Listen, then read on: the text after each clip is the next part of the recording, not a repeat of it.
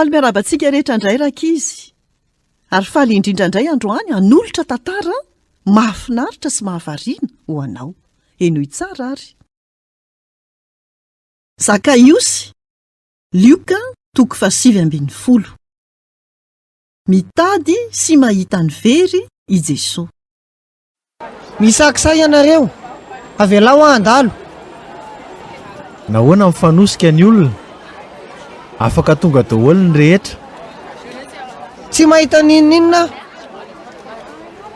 Manginy ianao, ary mandeha any. Tsy afaka nandalo izy. Samy nafantatra azy avokoa ny rehetra. Saingy tsy nisy olona tia azy. Nanana trano tsara tarehy sy akanjo manara-damaody izy. Somary kely izy, saingy tena nanan-karena. Fantatry ny rehetra fa tsy tampahamarinana no nazahoany ny volany. Ny anarany dia midika hoe tsy meloka, saingy tena mpanao ratsy gaigilà ilay Zakaiosy kely. Mpamory hetra tao Jeriko izy. Na iza napiditra entana dia tsy maintsy nandoha hetra taminy.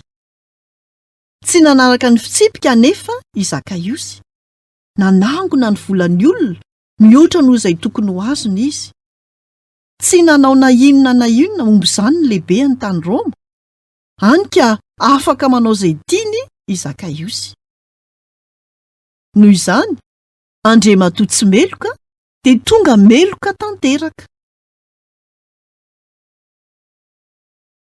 Nanambola be i Zakaiosy, nefa tsy nanana fahasambarana.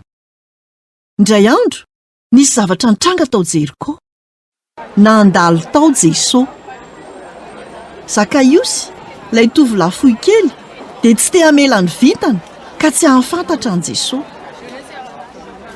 Voatako ny hafa ny fahitany.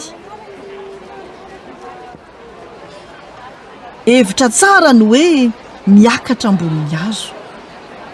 Vetivety dia tafakatra izy. Tena tsara izany zavatra hita izany. Tonga i Jesosy. Nanakaiky tsy kelikely izy. Alao sary an-tsaina ny fahagagan'ny Zakaiosy. Mijoro teo ambanin'io hazo io Jesosy. Dobodoboka be ny fony Zakaiosy. Nanandratra ny lohany i Jesosy. Nijery azy mivantana teo amin'ny masony izy, ary niantso azy tamin'ny fanampiny anarany. Ahoana ny nahafantarany azy? Hoy Jesosy taminy: Zakaiosy, midinaingana, fa tsy maintsy mijanona tao aminao aho anio. Tonga dia nanao izay nasain'i Jesosy nataony Zakaiosy. Nidina avy teo amin'ilay hazo izy. Tampifaliana no nitondrany an Jesosy ho any an-trano.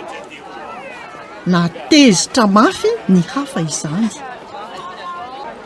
Andeha ho any an-trano ny Jesosy, fa tsy fantany ve ny karazana mpamitaka. Mazava ho azy fa fantatry Jesosy izany. Na izany aza dia tia azy izy. I Zakaiosy dia nalalan'i Jesosy ary nilaza taminy ny elony rehetra. Ry Jesosy Tompo, mampanantena anao aho, fa ny atsasaky ny fananako dia atolotro any mahantra. Ary raha nanao ratsy kely tamin'ny olona dia onerako avy fatreny izany. Ry Zakaiosy, vovonjy ianao ankehitriny, fa efa tonga hitady sy hamonjy ny very. Jesosy ihany koa dia te hanantona anao. Manasa azy eo amin'ny fiainanao, ary lazao aminy izay mampanahy anao.